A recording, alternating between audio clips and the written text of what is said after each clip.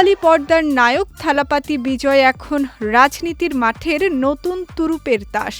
অভিনয় জগৎ থেকে বিদায় নিয়ে আনুষ্ঠানিকভাবে রাজনীতিতে যোগ দেওয়ার পর থেকেই তাকে নিয়ে জল্পনা কল্পনার শেষ ছিল না।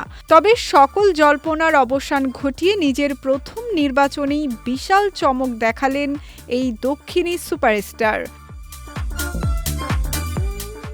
তার দল তামিলাগা ভেট্টি কাজাগাম একক বৃহত্তম দল হিসেবে উঠে এলেও সরকার গঠনের জন্য এখনও প্রয়োজনীয় সংখ্যাগরিষ্ঠতা থেকে কিছুটা দূরে। 234 সদস্যের তামিলনাড়ু বিধানসভায় 107টি আসন নিয়ে তামিলাগা ভেট্টি কাজাগাম সংখ্যাগরিষ্ঠতার জন্য প্রয়োজনীয় সংখ্যা থেকে 11টি আসন পিছিয়ে রয়েছে।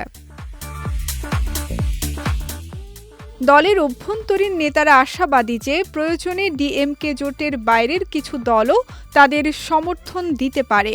2006 সালের পরিস্থিতির নজির তুলে ধরে তারা জানান, সে সময় সংখ্যালঘু ডিএমকে সরকার বাইরের দলগুলোর সমর্থনে সফলভাবে টিকেছিল। বর্তমান প্রেক্ষাপটে এমন সম্ভাবনা তৈরি হলে তা জোটের অভ্যন্তরে নতুন রাজনৈতিক সমীকরণের জন্ম দিতে পারে বলে মনে করা হচ্ছে। রাজ্যের অন্যতম কনিষ্ঠ বিধায়ক হতে যাওয়া তামিলাগা ভেট্টি কাজাগামের মাদুরা ভয়াল আসনের প্রার্থী রেভান্ত চরণ সরকার গঠন নিয়ে আত্মবিশ্বাসী। তিনি বলেন, কোনো ভয় নেই, আমরা সরকার গঠন করব।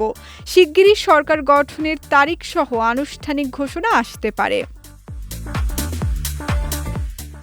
পুরো নির্বাচনী প্রচার জুড়ে বিজয় এই লড়াইকে ডিএমকের বিরুদ্ধে একটি সরাসরি চ্যালেঞ্জ হিসেবে উপস্থাপন করেছিলেন। ক্ষমতার অংশীদারিত্ব ও ভাগাভাগিতে কোনো দলই একমত না হওয়ায় তিনি শেষ পর্যন্ত একাই নির্বাচনী লড়াইয়ের সিদ্ধান্ত নেন। তার এই সাহসী কৌশল শেষ পর্যন্ত সফল হয়েছে।